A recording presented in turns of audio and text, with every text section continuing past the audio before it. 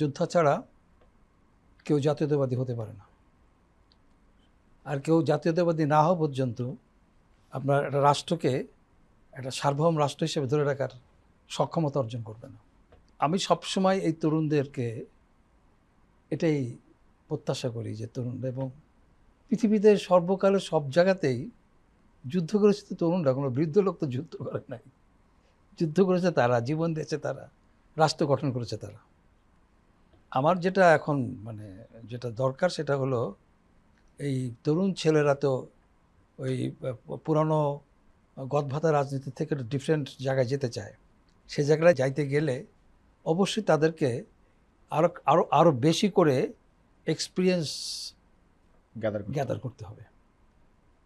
এবং শুধুমাত্র পুস্তকের কতগুলি কথাই তো জ্ঞান না, মাঠের অভিজ্ঞতা, যারা বাস্তবে ঘটনাগুলি দেখেছে তাদের কাছ থেকে এক্সপিরিয়েন্সটা শেয়ার করা। তরুণ বয়সে অর্থের লোভ, এটা আমার খুব লাগে, খারাপ লাগে আর কি।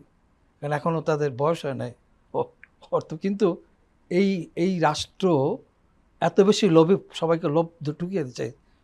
উপরের তালায় যখন কারাপশনটা হয়, এবং একই গ্রামে এক বন্ধু কৃষিকাজ করছে, সে স্কুল ড্রপার, আর এক বন্ধু কোনো কারণে পুলিশে কিংবা অন্য জায়গায় চলে গেছে, ও যখন দেখে যে প্রচুর অর্থ কামাই করছে আর ও এখনও পড়ে গেছে, তখন তার মধ্যে এক ধরনের বড় হওয়ার, এখন যেমন এই রাষ্ট্রই ওই সাধারণ মানুষের মধ্যে আকাঙ্ক্ষাটা জাগিয়ে দিয়েছে সবার ধনী হতে হবে। একজন ফুটপাতে যে ব্যবসা করে তার মধ্যেও আকাঙ্ক্ষা। এখন আমাকে ব্যাপার হলো যে নীতিগত একটা জায়গায় এই রাষ্ট্রকে যেতে হবে। রাষ্ট্র নীতিহীন হয়ে গেছে, রাষ্ট্র শোষণের থেকে শোষণকারী হয়ে গেছে। এই শোষণকারী যন্ত্রটাকে একটা নৈতিক মানদণ্ডে দাঁড় করার জন্য এই ছেলেগুলিরা, যেটাকে বলা হয় ভ্যানগার্ড হিসাবে কাজ করবে, এটা আমি মনে করি আর কি।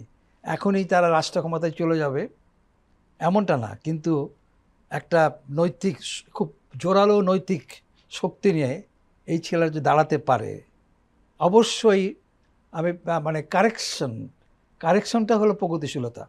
একটা ভুল হবে, কারেকশন হবে এটা। আর যারা কারেকশন করে না, ভুলকে বড় করে, তারাই ফ্যাসিস্ট হয়ে ওঠে। এবং আমি মনে করি যে কেন পলিটিশিয়ানরা জনগণের মধ্যে বন্ধু হবে না, শাসক কেন হবে, তাকে ভয় পাবে কেন? আমাদের যে গণতন্ত্রের আকাঙ্ক্ষাটা লোকে নেই যে পলিটিশিয়ানকে বিহেভ করতে হবে। আমি যেটা মনে করি যে এই তরুণ ছেলেদেরকে ওই জায়গাটা যেতে হবে যে আমি তোমাদের বন্ধু, জনগণের বন্ধু। জনগণের ভালো না লাগা, এটা দৃষ্টান্তগুলি তার লোকের সামনে আসতে হবে। তারা যে এত বড় ফোর্স আছে, তাদের এখনও মানসিক, শারীরিক সব শক্তি আছে, তাদেরকে দেখাতে হবে জনগণকে যে এই পার্টিটা জনগণের পার্টি এবং জনগণের কল্যাণের জন্য কাজ করে।